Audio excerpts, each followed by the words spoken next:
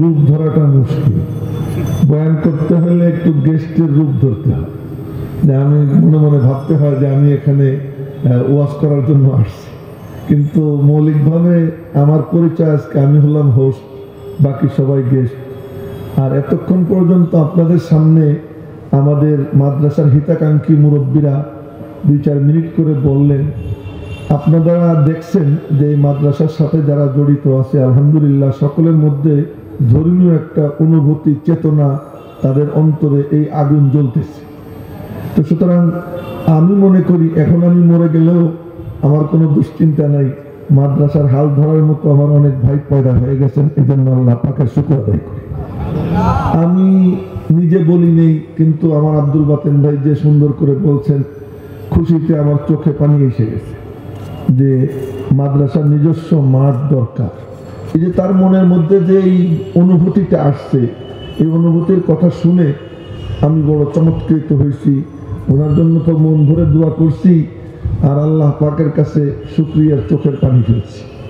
এখানে বসেই আমি কয়েকবার চোখ বসছি, খুব ভালো লেগেছে। এবং আপনারাও যে লম্বা সময় ধৈর্য সহকারে বসে আছেন, এই ইয়াহিয়া মাহমুদের মহব্বতে না, বরং দ্বীনি প্রতিষ্ঠানের মহব্বতে। এজন্য আপনাদেরকে আমি অন্তরের অন্তঃস্থল থেকে কৃতজ্ঞতা জানাই। ভাঙ্গা ভাঙ্গা খণ্ড খণ্ড দুই একটা কথা বলবো। একটা কথা বলো, করোনা ভাইরাস নিয়ে অনেকে অনেক কথা বলছে। আমি আপনাদেরকে একটা গল্প শুনি। মুসা আলাইহিস সালামকে এক বুদ্ধিজীবী, ওই জামানার বুদ্ধিজীবী জিজ্ঞেস করলো, আচ্ছা বলেন তো, যে ধনুক যদি হয় আসমান, তীর যদি হয় বিপদ, আর নিক্ষেপকারী হন যদি আল্লাহ, তাহলে এর থেকে বাঁচার কি উপায়? আমার বলতেছি, ধনুক যদি হয় আসমান, তীর যদি হয় বিপদ, নিক্ষেপকারী হন যদি স্বয়ং আল্লাহ, এর থেকে বাঁচার উপায় কি? বুদ্ধিজীবী তো তার বুদ্ধির বেড়া জালে কায়দা কইরা মুসা আলাইহিস সালামকে প্রশ্ন করছেন। এরপরে বলতেছে কি, তীর থেকে বাঁচার তো রাস্তা দুইটা, একটা হলো রেঞ্জের বাইরে চলে যাওয়া, আর একটা হলো ঢাল দিয়ে ঠেকানো। তো আল্লাহ নিক্ষিপ্ত তীর থেকে বাঁচার মতো কোনো ঢাল তো নাই। সোজা কথা, রেঞ্জের বাইরে যাওয়ার কোনো উপায়? রব্বুল আলামিন বলছেন, ইয়া মাশারাল জিন্নি ওয়াল ইনস ইন ইসতাতাতুম আন তানফুযু মিন আকতারিস সামাওয়াতি ওয়াল আরদি ফানফুযু। কোথায় যাবি যা, লা তানফুযুনা ইল্লা বিসুলতান। আমি রব্বুল আলামিনের নিয়ন্ত্রণের বাইরে, আমার সীমানার বাইরে যাবার কোনো জায়গা নাই। রেঞ্জের বাইরে যাওয়ার জায়গা নাই, ঢালও নাই, বাঁচবো কেমনে? মুসা আলাইহিস সালাম বললেন, খুব সহজ বাঁচা। বলে কেমনে? তো যে তীর নিক্ষেপ করে তার কাছে চলে যাও, যে তীর নিক্ষেপ করতেছে তার কাছে চলে যাও। বলে কেমনে? তারা ডাক দাও। ওই যে আমাদের মৌলানা জয়নুল আবদিন সাহেব বললেন, সকালে 3 বার ডাক দাও, বিসমিল্লাহ বিসমিল্লাহিল্লাযী লা ইয়াদুররু মা ইসমিহি শাইউন ফিল আরদি ওয়ালা ফিস সামাই ওয়া হুয়াস সামিউল আলীম।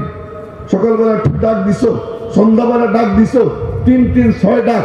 এই ডাকের পরে মাঝখানে যা হবে, দিন থেকে সন্ধ্যা, সন্ধ্যা থেকে সকাল, এই 24 ঘন্টা তুমি রব্বুল আলামিনের কুদরতি কোলে অবস্থান করবা। আজকে আমরা মুসলমানরা খুব দুঃখে কলজা ফেটে আসে। খানায় কাবার টপ বন্ধ, কাবা শরীফের টপ বন্ধ। আপনাদেরকে বলি, পৃথিবীতে প্রথম পানি ছিল, পানি। এই পানি যখন ওখানে যাইতো, ওখানে যাওয়ার পরে পানি 7টা চক্কর খেত। ওখানে তো আমার আল্লাহর ঘর আগের থেকেই, পরে না পাথর দিয়ে চিহ্নিত হয়েছে। তো পানি সাথে সাথে আটকে যাইতো, পানির রুখ বদলে যেত। পানি ওখানে গিয়ে 7টা চক্কর খেয়ে তারপরে অন্যখানে যেত। পানিও আল্লাহর ঘরের টপ বন্ধ হইতে দেয়নি। এখনো টপ বন্ধ না, ফেরেশতারা করতেছে অনবরত, ফেরেশতারা অনবরত করতেছে। কিন্তু ওরা টপ বন্ধ করে দিছে কেন? করোনার ভয়ে। আর সৌদি আরবের খাদেমুল হারামাইনরা, তারা খুদা বানাইছে আমেরিকারে, খুদা বানাইছে ইহুদি খ্রিস্টানকে। যদি আল্লাহকে খুদা বানাইতো, আল্লাহর দিকে ঢুকতো, আল্লাহর কসম 1 সেকেন্ডের জন্য তওব বন্ধ হতো না। আজকে আমরা সব কোন দিকে ঝুঁকে পড়ছি, কত নিচে নামছি। তো এই জন্য ভিতরে খুব কষ্ট যে করোনা করোনা নিয়ে একদম চিল্লি। আমি গল্প ছলে বলতেছিলাম, বাংলার জমিনে বাংলাদেশে এই বনশ্রীতে কতগুলো হেফজখানা আপনারা খুঁজে দেখেন। এই রামপুরা টিভি সেন্টারের মানে টিভি রোডে কতগুলো হেফজখানা। আপনারা এই রোড দিয়ে যাবেন, নাইনিরামে তাকাবেন, দেখবেন কত মাদ্রাসা। ওই মানে ঢাকা শহর খোঁজেন, হাজার হাজার হেফজখানা, লক্ষ লক্ষ ছাত্র ছাত্রী সবসময় আল্লাহ পাকের কালামের তেলাওয়াত করতেছে। এত চমৎকার দেশ, ক্ষমতায় কে আছে না আছে ওইটা কোনো দেখার জিনিস না। দেখেন আপনারা যে এই দেশটা কত চমৎকার দেশ। 24 ঘন্টায় প্রতি মুহূর্তে লক্ষ লক্ষ ছাত্র ছাত্রী একটা সেকেন্ডও বাদ যায় না যখন রব্বুল আলামিনের কালামের তেলাওয়াত হয় না। এত চমৎকার এক দেশ। কাজে মাদ্রাসা আমাদেরকে কি দেয়? মাদ্রাসা কি দেয়? আজ আপনারা, আমি আপনাদের চোখে আঙুল দিয়ে দেখাইতেছি, দেখেন বাংলা। এই বাবুরা, সোনামণিরা এইদিকে তাকা, এই দাদুরা এইদিকে তাকা, এইদিকে তাকা। আমি আর কি এমনি গল্প ছলে বলতেছিলাম, আচ্ছা দেখেন তো বাংলাদেশে প্লেন অ্যাক্সিডেন্ট কবে হয়েছে ইতিহাস ঘেটে বের করতে হবে। বাংলাদেশে ভূমিকম্প কবে হয়েছে ইতিহাস ঘেটে বের করতে হবে। বাংলাদেশে প্রাকৃতিক বিপর্যয় কবে হয়েছে ইতিহাস ঘেটে বের করতে হবে। কিন্তু পাশের দেশের দিকে তাকান, পাকিস্তানের দিকে তাকান, ইন্দোনেশিয়ার দিকে তাকান, নেপালের দিকে তাকান, হিন্দুস্তানের দিকে তাকান, কি পরিমাণ প্রাকৃতিক বিপর্যয় আসতেছে। তবু আমাদের দেশের মানুষ একবার হিসাব করে না এই প্রাকৃতিক বিপর্যয় থেকে বাঁচায় কি সংসদের গালাগাল? এর থেকে আমাদেরকে হেফাজত করতেছে কি ওই রাজনীতিবিদদের মিথ্যার ফুলঝুরি? এর থেকে আমাদেরকে বাঁচাইতেছে সাংস্কৃতিক যত সংগঠন আছে তাদের এই নাচানাচি আর এই সমস্ত গান বাজনা। আল্লাহর কসম, এই বাংলাদেশের নিরাপত্তার গ্যারান্টি, এই নিরাপত্তার রক্ষা কবচ আল্লাহ পাক এই মাদ্রাসাগুলোকে বানিয়ে দিয়েছে।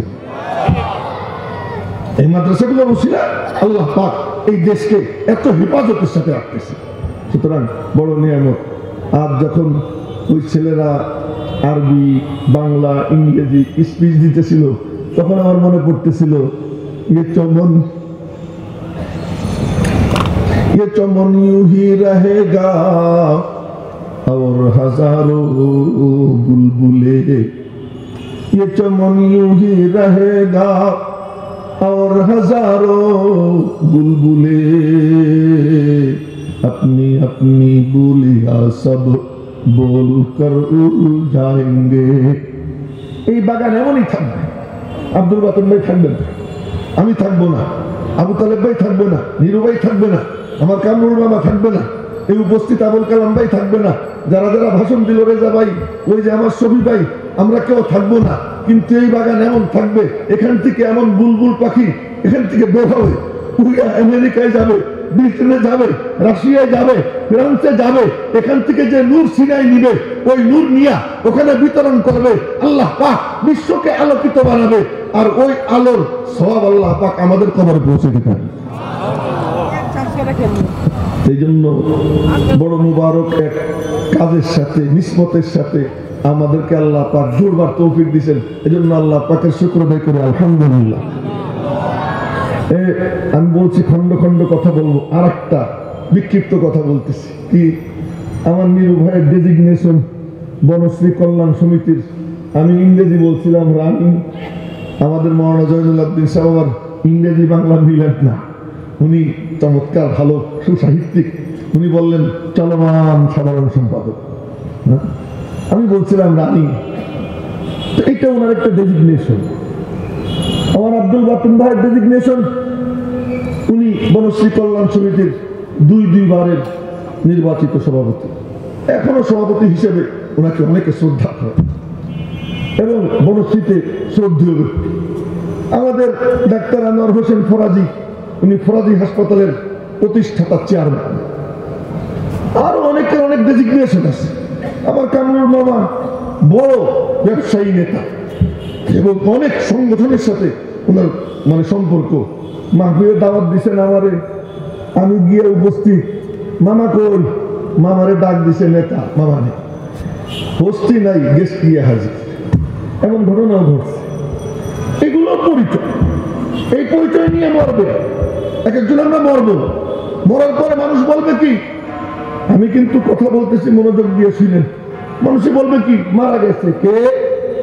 অমুক সমিতির সভাপতি, তমুক সমিতির সাধারণ সম্পাদক, তমুক ব্যবসায়ী সংগঠনের বড় নেতা, এই সেই ডেজিগনেশন, এই নিয়ে মরবে। আর একজন মারা যাবে কে? দারুল উলুম রামপুরা বনশ্রী মাদ্রাসার খাদেম, আর কিচ্ছু না। আব্দুল বাতেন সাহেবের নাম খাদেম, আবু তালেব ভাইয়ের নাম খাদেম, রেজা ভাইয়ের নাম খাদেম, ইয়াহিয়া মাহমুদের নাম খাদেম। এই খাদেমের তকমা নিয়া কেউ যদি মারা যায়, রব্বুল আলামিনের সঙ্গে কেউ বাদ থাকবে না। মা মিনকুম মিন আহাদ ইল্লা সাইয়ুকাল্লিমুহু রাব্বুহু লাইসা বাইনাহু ওয়া বাইনাহু তুরজুমান। সহিহ হাদিস। কোন ব্যক্তি বাদ থাকবে না, সকলের সাথে আল্লাহ পাক সরাসরি কথা বলবে। একটু জোরে বলেন সুবহানাল্লাহ। সমস্যা নেই। এটা দিয়ে দেখা যায় মরা মরা। কি রে, কোনো সমস্যা হয়েছে নাকি? শরীর খারাপ? তো তাজা হও, আবার জোরে সরে সুবহানাল্লাহ। কেউ বাদ থাকবে না। এই তো মজার তসবিহ না? কেউ যদি পড়ে সুবহানাল্লাহি ওয়া বিহামদিহি সুবহানাল্লাহিল আযীম, যেটা আসতেছে বুখারী শরীফের হাদিসে, সকালবেলা এটা 100 বার পড়ে, সাথে সাথে এতটুকু পড়ে ওয়া বিহামদিহি আস্তাগফিরুল্লাহ, এতটুকু ওয়া বিহামদিহি আস্তাগফিরুল্লাহ 100 বার যদি পড়ে, সুবহানাল্লাহ পড়লো, গুনাহও মাফ হইলো। সাথে সাথে নবীজি বলেন আল্লাহ পাক তাকে এত সম্পদ দান করবে, রাখার জায়গা পাবে না। তো লাভ না ক্ষতি? সবাই বিশ্বাস করে না, লাভ না ক্ষতি? আমল করবো তো ইনশাআল্লাহ। তো বলতেছিলাম আল্লাহ পাকের সাথে সরাসরি কথা হবে। তো সরাসরি একদম মাঝখানে কেউ থাকবে, ডাইরেক্ট আমার নামারে বলবে, কিরে বুড়া, কি খবর? বলবো কি নিনু, কেমন আছো, কি খবর তোমার? তুমি মারা যাওয়ার পরে তোমার সম্পর্কে অমুকে এই মন্তব্য করতেছে, অমুকে এই বলতেছে, তমুকে এই বলতেছে। আর যদি কেউ ভালো ডেজিগনেশন নিয়ে মারা যায়, ভালো নিষ্পত নিয়ে মারা যায়, মসজিদের ধরুদার, মাদ্রাসার ধরুদার, মাদ্রাসার খাদেম, এমন তকমা নিয়ে যদি কেউ মারা যায়, তার অবস্থা কি হবে? ও ভাই, কিছু কিছু জিনিস আছে একেবারে সরাসরি হাদিস থেকে বলা তো সম্ভব না, কিন্তু আমাদের বুজুর্গানে দিন দেখছেন স্বপ্ন যুগে। এমন একটা কাহিনী আপনাদেরকে শুনাইতেছি। এক বুজুর্গ ছিলেন, তার নাম ইয়াহিয়া ইবনে আকসাম। ওনার নামে আমার নাম, আমার নামে ওনার নাম না, ওনার নামে আমার নাম। এই জন্য আল্লাহ পাকের শুকর আদায় করতেছি, আলহামদুলিল্লাহ।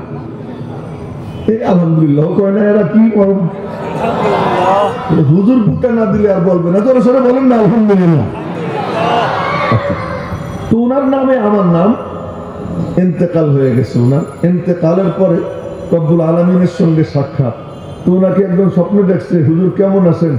তো বর্তমানে তো ভালো আছি, কিন্তু ভয়ে পড়ে গেছিলাম। কি ভয়ে?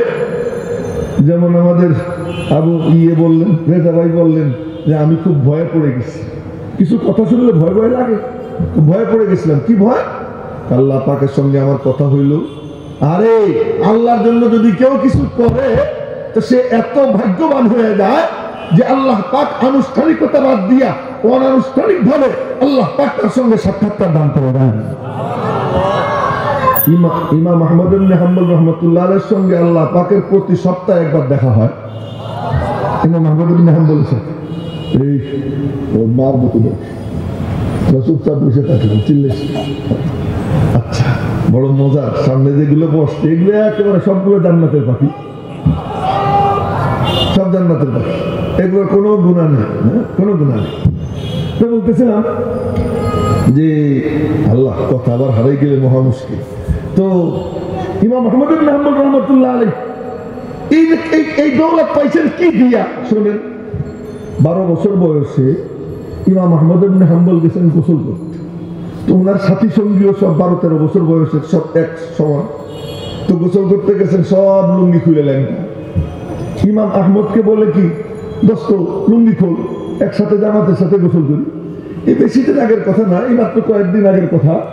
রাস্তা দিয়ে যাইতেছি এখানে, তো এক গাড়ি রাস্তায় থামাইয়া একদম রাস্তার পাশে বসে টুপি টাপি মাথায় বুজুর্গরা জামাতের সাথে পেশাব করতেছে, একদম খালি জায়গা জামাতের সাথে।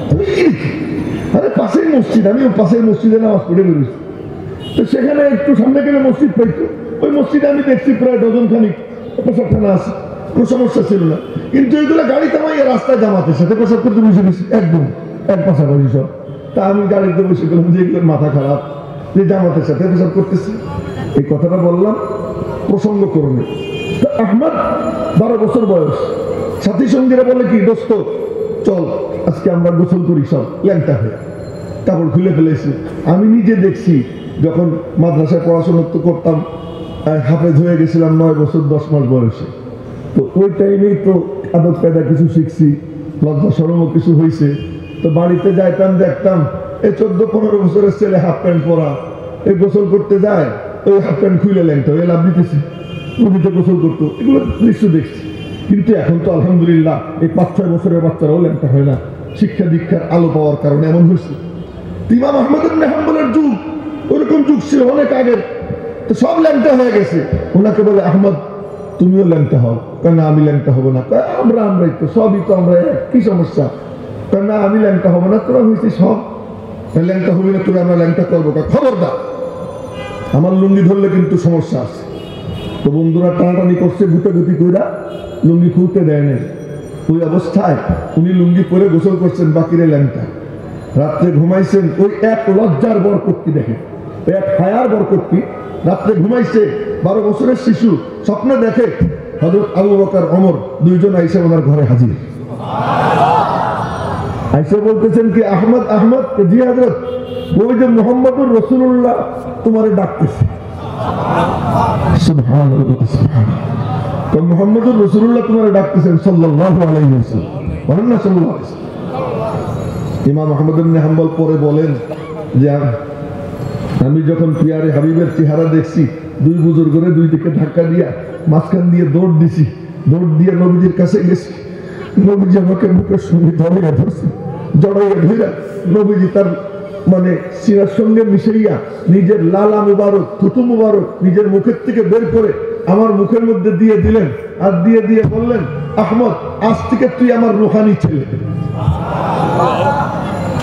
এরপরে ঘুম ভেঙে গেছে।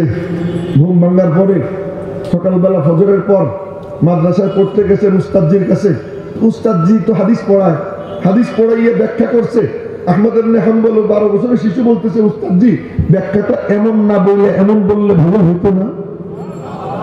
উস্তাদের চোখ ছাড়া বলা, এই তুই পিচ্ছি পুষ্কিয়া, তুই আমাদের হাদিসের ব্যাখ্যা শিখাস। চোখ বড় বড় হয়ে গেছে, কিন্তু কিছু বলে না, দেখে যে কথা তো ঠিক। আবার আর এক হাদিসের ব্যাখ্যা করছেন। ইমাম আহমদ ইবনে হাম্বল বলতেছেন, উস্তাদজি ব্যাখ্যাটা মনে হয় এরকম করলে ভালো হতো। 1টা 2টা 3টার পরে উস্তাদ তাড়াতাড়ি সবক বন্ধ কইরা শেষ করে দিয়া খাস কামরায় গিয়ে ডাক দিছে, আহমদ, জি হযরত, এদিকে আয়। তোরা খোদার কসম দিয়ে আমি জিজ্ঞাসা করতেছি, বল তোর জীবনে কি ঘটনা ঘটছে? ইমাম আহমদ বলে, হযরত গত রাত্রে আমি আমার মাহবুব নবীজিকে স্বপ্নে দেখেছি, তিনি তার লালা মুবারক আমার মুখের মধ্যে দিয়ে দিয়েছেন। উস্তাদ বললেন, আহমদ, ওর বরকতে আল্লাহ পাক তোর সিনা নূর দিয়ে ভরে দিয়েছে। ইমাম আহমদ ইবনে হাম্বল ওই যে নবীজির রূহানি সন্তান হইলেন, ওই হায়ার বরকতে আল্লাহ পাক ওনাকে এত উপরে উঠেছেন যে আল্লাহ পাকের কালাম, এই কালাম আল্লাহর সিফাত, এটা প্রতিষ্ঠিত করার জন্য ইমাম আহমদ ইবনে হাম্বল কোন গোলমোল কথা, গুজামিল দেওয়া কথা মৌলবীরা বইলা জান বাঁচাইতেছিল। কিন্তু ইমাম আহমদ ইবনে হাম্বল বললেন, হাকিকুন আলা আল্লাহ আকুল আলাল্লাহি ইল্লাল হক, আমি কোন গোলমোল কথা বলবো না। আমার আল্লাহর কালাম, আল্লাহর সিফাত, এর মোলা তো আল্লাহর সিফাত, কোন রকম গোলমোল কথা বলবো না। মারবি মার, মারে তো মারে, চাবুকের বাড়িতে চামড়া উঠে যায়, টপটপ হইয়া রক্ত পড়ে, মনে মনে আল্লাহ তোমার জন্য করতেছি, তুমি দেখো, তোমার কালাম, তোমার সিফাত এটা যেন প্রতিষ্ঠিত হয়ে যায়, তুমি দেখো। ইমাম আহমদ ইবনে হাম্বল সহ্য করতেছেন। কেউ যদি আল্লাহর জন্য কিছু করে, ও ভাই মনে রাখেন, কেউ যদি আল্লাহর জন্য কিছু করে, যারা উপস্থিত আছেন ডাইনে বামে সবাইকে বলতেছি, আল্লাহর জন্য কেউ যদি কিছু করে, পরকালে আল্লাহ পাক রাখছেন, কিন্তু দুনিয়াতে আল্লাহ পাক তার নাকে ঘেরানো পৌঁছে দেয়, ঘেরানো পৌঁছে দেয়। দুনিয়াতে তার নমুনা দেখাই দেয়। এক ইয়াংম্যান, এক যুবক নবীর সামনে গিয়ে বলে, ইয়া রাসূলুল্লাহ, দেখছেন নি আমার নিজের হাতের মাসল টাসল, যুবকদের টকবগে যৌবন, ইয়া রাসূলুল্লাহ দেখছেন আমার যৌবন? হ্যাঁ দেখলাম তো। কি বলতে চাও? আমি আল্লাহর সাথে একটা ডিল করতে চাই। কি ডিল করতে চাও? আমি আমার টকবগে যৌবনটা আল্লাহরে দিব, আল্লাহ আমারে কি দিবে জানতে চাই। ও আমার যুবক বাবারা কান খুলেছিল, আমি আমার টকবগে যৌবনটা আল্লাহকে দিব, আমার আল্লাহ আমার কি দিবে আমি জানতে চাই। নবীজি বললেন, আল্লাহ পাক তোমার দিকে তাকাইয়া মুস্কি হাসি দিবে। তো হাতে ছিল খেজুরের ছড়া, খেজুরের ছড়া এরকম চাইলে তো দেরি হয়ে যেতেছে, আমি আমার রব্বের মুস্কি হাসি নিব। তরবারি নিয়ে দৌড় দিছে, শত্রুদের ভিড়ের মধ্যে ঢুকছে। নবীজি তাকাই তাকাই দেখতেছেন, মনে হয় যেন মেঘের মধ্যে চাপ ঝুঁকে দিতেছে। আর এ পাশ থেকে ও পাশ, ও পাশ থেকে এ পাশ, এই করতে করতে করতে করতে সারা শরীর রক্তাক্ত। তো এক সাহাবি, বর্ষিয়ান সাহাবি বলে, এ মিয়া তুমি তো রক্তাক্ত হয়ে গেছো, এইদিকে আসো, তোমার একটু সেবা করি। আরে বাদ দেন সেবা, আপনি যান কোথায়? কেন?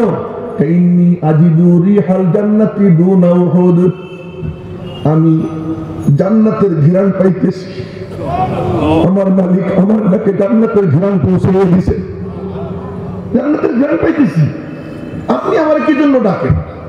তো আল্লাহর জন্য যদি কেউ কিছু করে তো দুনিয়াতে আল্লাহ পাক তার নমুনা দেখাই দেয়। ইমাম আহমদ ইবনে হাম্বল রাহমাতুল্লাহি আলাইহি তিনি বাড়ি খাইতেছেন আর রক্ত ঝরতেছে, মনে মনে বলতেছেন, আল্লাহ এ তো তোমার জন্য, তোমার জন্য। তো মাঝে মাঝে ঘুম এসে যায়, ঘুমের মধ্যেই রব্বুল আলামিনের সঙ্গে স্বপ্ন দেখা হয়ে যায়। একবার দুইবার না, 100 বার দেখা হয়েছে দুনিয়াতে, 100 বার দেখা হয়েছে। আর যখনই দেখা হয়, ইমাম আহমদ ইবনে হাম্বল জিজ্ঞেস করেন, আল্লাহ আপনার কাছে আসার উপায় কি? কোন জিনিস দিয়ে আপনার কাছে আসা যায়? রব্বুল আলামিন বলেন, আহমদ আমার কালামে পাকের তেলাওয়াত আমার বান্দা বান্দিরে আমার কাছে নিয়ে আসে।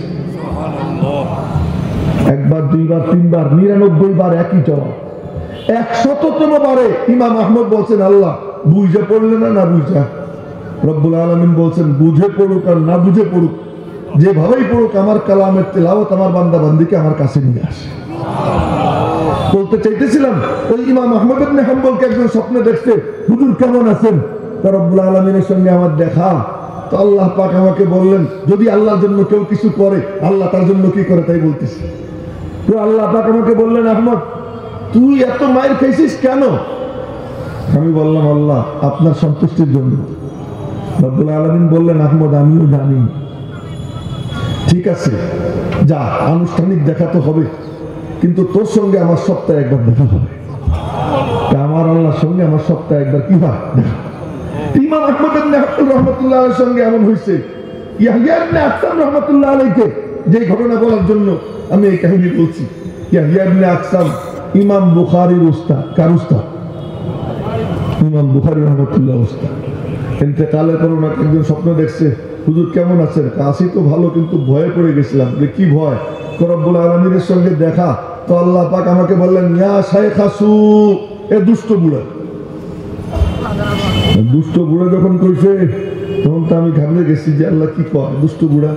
নিচের দিকে চেয়ে রয়েছি, তা আমারে আল্লাহ ধমকাইতেছেন, কিরে কথা বলিস না কেন? তা আমি বললাম যে আল্লাহ আমি মিলাইতে পারতেছি না। কি মিলাইতে পারতেছ না? হাদিসে কি পাইলাম আর তুমি কি করো মেলে না। হাদিসে কি পাইছো শোনাও। সুবহানাল্লাহ সুবহানাল্লাহ, নিসবতের কি দাম।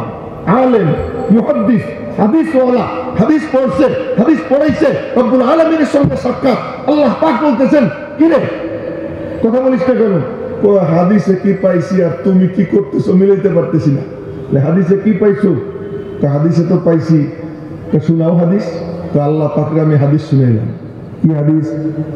حدثنا عبد الرزاق قال حدثنا معمر قال حدثنا الزهري قال حدثنا عروة بن الزبير عن عائشة أم المؤمنين رضي الله عنها عن رسول الله صلى الله عليه وسلم عن جبريل عن ربه عز وجل বলা গেল না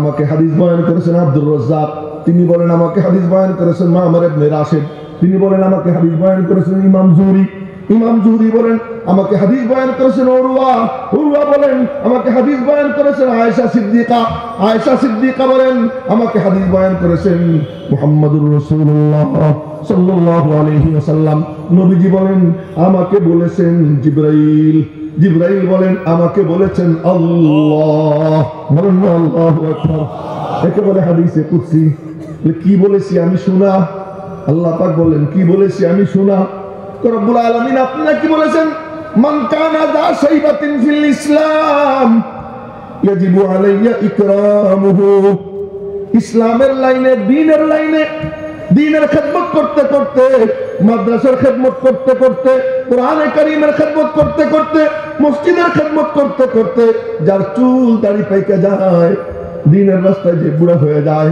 তার সম্মান করা আমি আল্লাহ আমার উপরে ওয়াজিব করে কেন আমার তো দাড়ি পাকা হাদিস পড়াইতে আমার দাড়ি পাকছে তা আমি তো ভাবছিলাম তোমার দরবারে ইজ্জত পাবো ধমক খাইতেছি মিলাইতে পারতেছি বলে এই কথা পরে আল্লাহ কি বললেন শুনে নেবা আল্লাহ পাক বললেন কি বললেন সাদাকা আব্দুর রাজ্জাক ওয়া সাদাকা মা'মার ওয়া সাদাকা জুহরি ওয়া সাদাকা উরওয়া وصدقت عائشة وصدق حبيبي محمد صلى الله عليه وسلم وصدق جبرائيل وأنا أصدق الأصدقاء আব্দুর রাজ্জাক সত্য বলেছে মা'মার সত্য বলেছে জুহরি সত্য বলেছে উরওয়া সত্য বলেছে আয়েশা সিদ্দিকা সত্য বলেছে আমার মাহবুবের জুবানে তো সত্যই সত্য মিথ্যা কিছুই তার জুবানে নাই আর আমার জিবরাইল সত্য বলেছে আমি আল্লাহ সব সত্যবাদীদের উপর মহাসত্যবাদী আমি যা বলেছি ঠিকই বলেছি দ্বীনের রাস্তায় তোর চুল দাড়ি পাকার খাতিরে আমি আল্লাহ তোরে মাফ করে দিলাম ডেজিগনেশন কি হয়ে মারা যাও ও তুমি মনে করছো বড় ডিগ্রি নিয়ে তুমি পার পেয়ে যাবা নবীজি সাল্লাল্লাহু আলাইহি ওয়াসাল্লাম বলেন না সাল্লাল্লাহু আলাইহি ওয়াসাল্লাম কবর মুবারক থেকে সর্বপ্রথম বের হবেন ডান পাশে আবু বকর বাম পাশে ওমর ডান হাত দিয়ে আবু বকরের হাত ধরবেন বাম হাত দিয়ে ওমরের হাত ধরবেন নবীজি দাঁড়িয়ে যাবেন হাসরের ময়দানে যাওয়ার জন্য ইরাদা করবেন রব্বুল আলামিনের পক্ষ থেকে পয়গাম আসবে মাহবুব তোমারে হাঁটাইয়া আনবো না তোমার জন্য আমি আল্লাহ যানবাহন পাঠাইতেছি আল্লাহ পাক যানবাহন পাঠাবেন যানবাহনের রশি মাটিতে পড়ে থাকবে রশি কে ধরে রব্বুল আলামিন যাকে মঞ্জুর করে সেই ধরবে আবু বকর ওমর দুইজন দুই পাশে ওমর উসমান আলী দূরে দাঁড়াইয়া সাহাবায়ে কেরাম সব অপেক্ষায়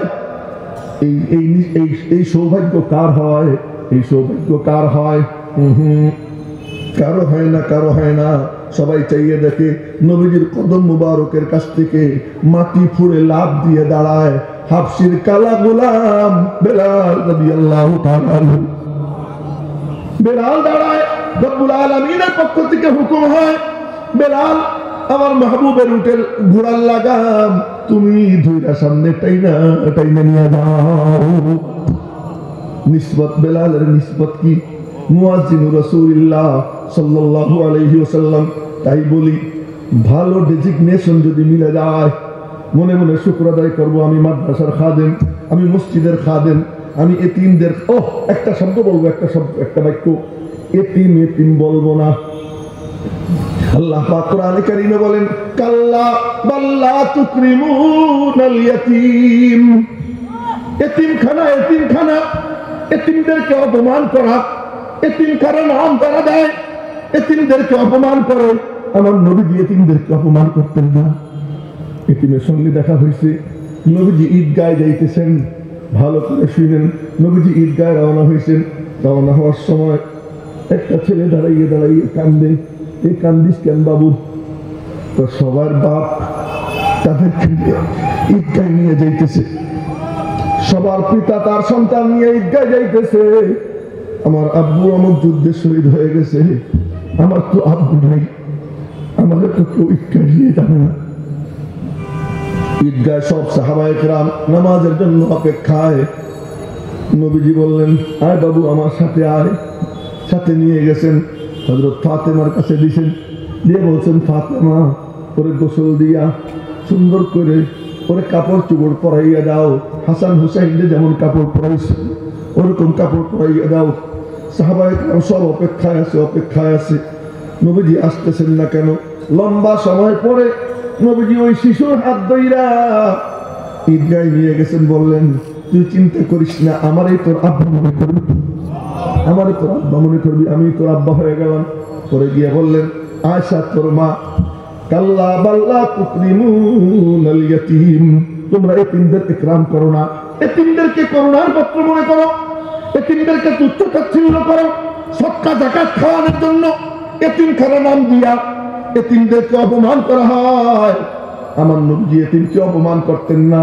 আল্লাহ পাক রব্বুল আলামিন বলেন, না তোরা তো এতিমের ইকরাম করিস না, কুত্তারও খাস, এতিমরাও খাস। কেন? আমার নবী এতিমদের কতটা ইজ্জত করতেন, কতটা ইজ্জত করতেন। আমার নবীজি এক লোক আইসা বলে, ইয়া রাসূলুল্লাহ আমার পিচ্চি পোলাটা হারাই গেছে, পাইতেছি না।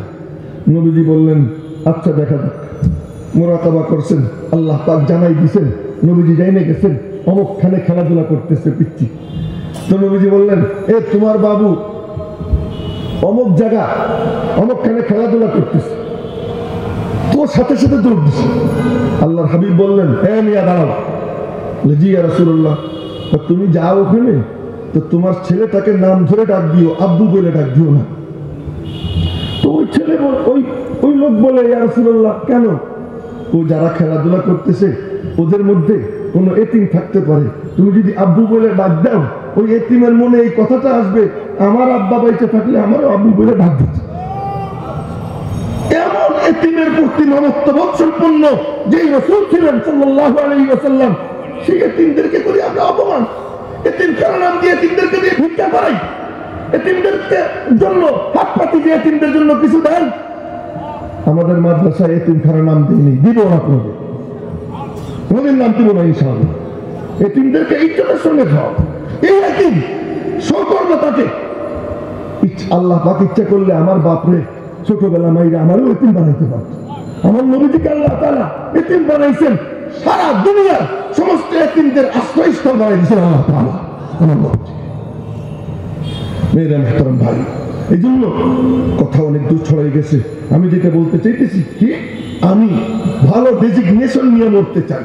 আমার নিসবতটা যেন ভালো থাকে, তকমাটা যেন ভালো থাকে, মানুষ যেন মন্তব্য করে এই লোকটা দ্বীনের খাদেম ছিল, মাদ্রাসার খাদেম ছিল, মসজিদের খাদেম ছিল। এমন তকমা নিয়ে মরতে রাজি আছি তো ইনশাআল্লাহ। আল্লাহ পাক সকলকে কবুল করেন, তৌফিক দান করেন। আমি আর লম্বা করব না, এখন আপনাদের সামনে খুব সাংঘাতিক অনাকাঙ্ক্ষিত একটা কথা বলবো, যেটা আপনারা কেউ প্রত্যাশা করেন নাই, এমন একটা কথা বলবো। সেটা হলো যে আজকের এই ডেটে আমাদের এই অনুষ্ঠানটার আমরা আয়োজন করছি দারুল উলুম দেওবন্দের আমার উস্তাদ, যেটা ঈশান নামাজের আগে আমি বলছিলাম যে আমি যার কাছে মুসলিম শরীফ পড়েছি তখনই দেখছি কাঁচা পাকা দাড়ি, সেই বর্ষিয়ান মুরব্বী আজ আমার দাড়ি পাকা। তো উনি কত বুড়ো হয়েছে, এই মুরব্বীর পাওয়া যাবে, তার সাথে যোগাযোগ করছি, ওনার পক্ষ থেকে ডেট পাইছি। সেই ডেটে আমার এই ডেটে কয়েকটা মাহফিল ছিল, অলরেডি এক মাহফিল এখনো আমার কান্দে চাইবে রয়েছে, হুজুর রাতের 3টে আসেন, 4টে আসেন, 5টায় আসেন, ফজর পড়েন, তবু আপনি আসেন। এরকম কয়েক মাহফিল আমার কান্দে প্রত্যেক রাতে থাকে। তা আমি সব বাদ দিয়া আজকের এই ডেট করছি হুজুরকে পাবো বলে। এবং হুজুর আসতেছেন, গুলশান 1 নম্বরে আছেন, গুলশান 1 নম্বরে আছেন। কিন্তু অবস্থা হলো এমন যে কয়েক মিনিট পর পর বাথরুমে যাইতেছেন, এবং এমনও এক মানে খবর যেটা শোনার পরে আমি আর কিছু বলতে পারিনি, বিছানায় ওনার ইস্তেঞ্জা হয়ে গেছে। এই অবস্থার পরে যখন ওনার পাশে যে দুজন আছে, একজন আমার পুত্র আর একজন আমার নাতি, ওদের সাথে আমি কথা বললাম। বললো যে আমারে বলতেছে তাও সব যদি কোনো রকম নিয়ে আসা যাইতো আমি নিয়ে আসতাম, কিন্তু ওনাকে এখন কোথাও নেওয়া সম্ভব না। তো যে লোকটার বিছনায় কাপড় চোপড় নষ্ট হয়ে গেছে, ওই লোককে জোর করে আমি এখানে কেমন করে আনি? আমার নিজেরও এমন অবস্থা হয়েছে কয়েকবার, আমি অসুস্থ, তখন আমার ফোনে বলে কি হুজুর খালি একটু হাজিরে দিয়ে দেন, আমি কি মরবো তোমার স্টেজে আইছি। এরকম আমারই ঘটনা ঘটছে কয়েকটা, এই জন্য নিজের থেকে বুঝি, এই জন্য আপনাদের কাছে দুঃখিত। আপনারা কতটুকু দুঃখ পেয়েছেন জানি না, তবে আমার পায়ের তলার থেকে যেন মাটি সরে গেছে যখন আমি খবরটা পাইছি, আমার এত খারাপ লাগছে। তো যাই হোক, ফয়সালা তো হয় কোথায়? আসমান জমিনে। আল্লাহ পাকের ফয়সালা এমন ছিল, এমন হয়েছে, এই জন্য আমরা মন খারাপ করব না। আল্লাহ পাকের যেমন ছিল তাই হয়েছে। এখন আপনাদের সামনে বুখারী শরীফের শেষ হাদিস পড়া হবে, এরপরে ইনশাআল্লাহ আমাদের ছাত্রদের মাথায় মর্যাদার পাগড়ি পরানো হবে, তারপরে ইনশাআল্লাহ আমরা দোয়া করে, আমার ইচ্ছা ছিল 11টার মধ্যেই শেষ করে দেব, এই জন্য সময় আর বেশি নিব না, অল্প সময়ের মধ্যে শেষ করব। তো হুজুররা আপনারা ওটা প্রস্তুতি নেন। আর এই ফাঁকে আমি দু এক কথা আপনাদের সামনে আরো বলতেছি। আমাদের আব্দুল বাতেন ভাই, আমি ওনারে বলে দিইনি, উনি ওনার নিজের থেকে প্রস্তাবটা দিচ্ছেন। এই সাথে কি আমরা সবাই একমত? মাদ্রাসার নিজস্ব একটা মাঠ হোক, একটা পরিমণ্ডল হোক, এটা তো আমরা সবাই চাই না? তো যারা যারা চাই, আজকে কি আমরা এর উপর একটা বুনিয়াদ রাখতে পারি? কি বলেন আপনারা? এটা বুনিয়াদ রাখা যায় না? বুনিয়াদ কেমনে রাখে শোনেন, এই উঠাপড়া করে কেন? কেউ কেউ কেউ উঠবেন না, মেহেরবানি করে সকলের কাছে আমার সবিনয় নিবেদন, একজন উঠেন, দেখেন না সব কর্মব্যস্ত মানুষ বসে রয়েছেন। আসল জিনিস হলো বুখারী শরীফের শেষ হাদিস পড়বো, আমরাও এক হাদিসের ছাত্র হব, এবং আমরা এখান থেকে ওই বুখারী শরীফ খতমের পরে যে দোয়া কবুল হয়, সেই কবুল দোয়া শরীফ হয়ে তারপরে এখান থেকে যাবো। তার এখান থেকে আমরা কেউ নড়বো না ইনশাআল্লাহ। তো আমাদের হযরত হাফেজ হুজুর রহমতুল্লাহ আলাইহি কামরাঙ্গীর একটা বিল্ডিং বানাইছেন। সেই বিল্ডিং বানানোর আগে একদিন উনি এই মেহরাব করে বসে আর টুপি খুলছেন, টুপি খুলে এরকম ধরছেন, তোমরা যে যা পারো দাও, আমরা একটা বিল্ডিং বানাবো। তো তখনকার আমরা ছাত্রদের পয়সা কত থাকতো আপনারা জানেননি। আমি নাস্তা খেতাম 1.5 টাকা দিয়ে, আমি নিজে নাস্তা করতাম কয় টাকা দিয়ে? 1.5 টাকা দিয়ে। বাস আটানা 1 টাকা 2টা তন্দুর রুটি আর আটানার ভাজি। সেই জামানায় টুপির মধ্যে আর কয় টাকা আছে? ওই কয় টাকা কোলে নিয়ে হাফেজ হুজুর বলছেন, আল্লাহ আমরা একটা বিল্ডিং বানাবো, আমরা যা পারলাম দিলাম, বাকিটা তুমি দিয়ে দিই। ওই দানের মধ্যে খুব এখলাস থাকে। হ্যাঁ, এই